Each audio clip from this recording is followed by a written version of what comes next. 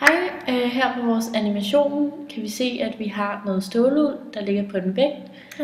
Og vi kan se, at det vejer 1,70 gram. Og vi sætter nu ild til det. Yes. Så herovre i forstørrelsesglasset kan vi se, at vi har nogle jernatomer. Og udenom Fe, og så udenom har vi de grønne, som er nitrogen, N2, og de røde, som er oxygen, O2.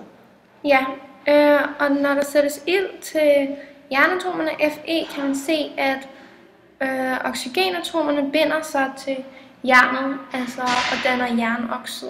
Nitrogenen derimod svæver stadig rundt om jernet, og så også oxygenen. Derudover ses det, at vægten på stålulden stiger til 1,79.